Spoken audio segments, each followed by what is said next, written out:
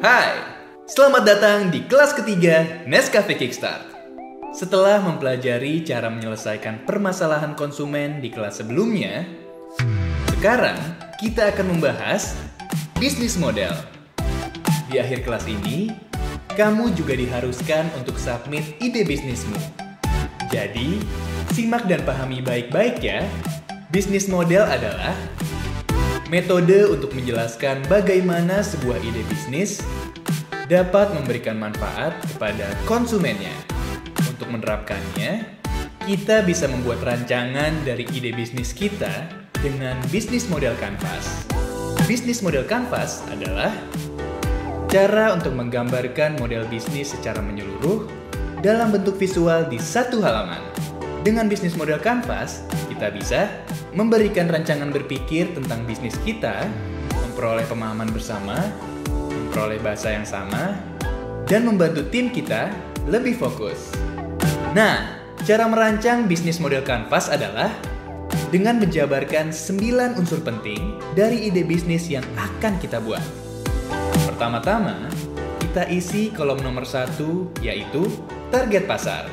Siapa target dari produk yang akan kita jual? Misalkan, kita mau buat bisnis sepatu untuk teman-teman yang mencari sepatu dengan kualitas tinggi dan harga terjangkau. Nah, dari situ, kita jadi punya bayangan terhadap solusi yang tepat dari masalah yang mereka hadapi di kolom kedua. Di kolom kedua ini, kita susun hal-hal yang bisa menjawab permasalahan target sebagai solusi melalui produk yang kita punya. Setelah itu, kita harus bisa menentukan media apa yang tepat untuk mengkomunikasikan dan mendistribusikan bisnis yang kita punya di kolom ketiga. Contohnya, dari karakter target konsumen dan solusi tadi, selain di toko, kita juga bisa menjual sepatu secara online dan menaruhnya di berbagai retail supaya mudah didapat. Lalu di kolom keempat, kita bisa tentukan cara berinteraksi dengan konsumen dengan pendekatan langsung seperti customer service atau secara otomatis seperti aplikasi, live chat, dan social media.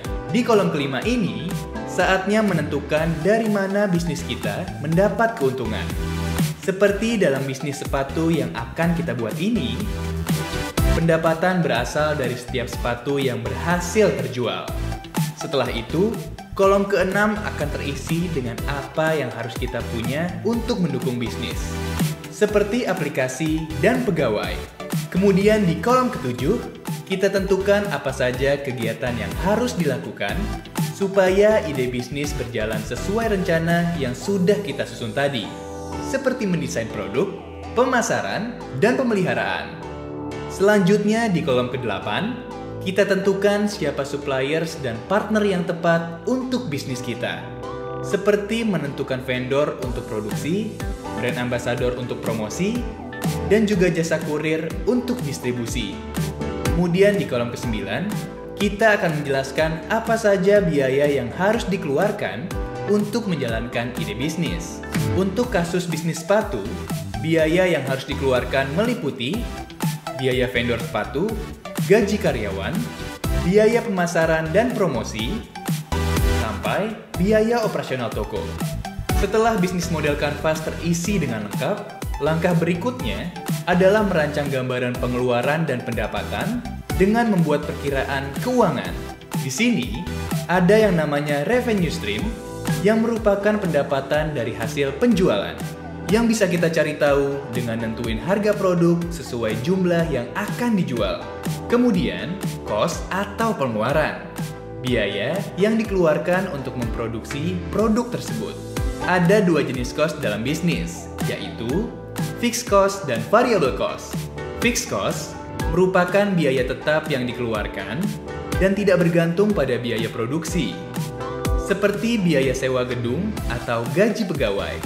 Sedangkan variable cost merupakan biaya yang dikeluarkan dan dipengaruhi oleh jumlah produksi, seperti harga bahan mentah, biaya perlengkapan, dan promosi. Akhirnya, kita punya gambaran tentang bagaimana perhitungan pengeluaran dan pemasukan dari bisnis yang akan kita jalankan. Inilah saatnya mencari tahu soal break-even point dan payback period. Break-even point atau yang biasa dikenal sebagai balik modal adalah waktu di mana pemasukan setara dengan pengeluaran saat memulai bisnis. Sedangkan payback period adalah jangka waktu di mana kita mencapai break-even point. Dalam situasi inilah, kita bisa tahu apakah bisnis yang kita jalankan untung atau rugi. Contohnya, seperti yang ada di tabel. Kita bisa melihat seluruh perkiraan pengeluaran yang menggambarkan pada tahun keberapa bisnis kita akan mencapai titik balik modal.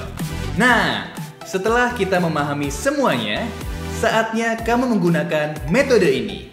Download dan isi bisnis model Canvas sesuai dengan ide bisnismu. Dan ini saatnya, ubah inspirasi jadi kreasi.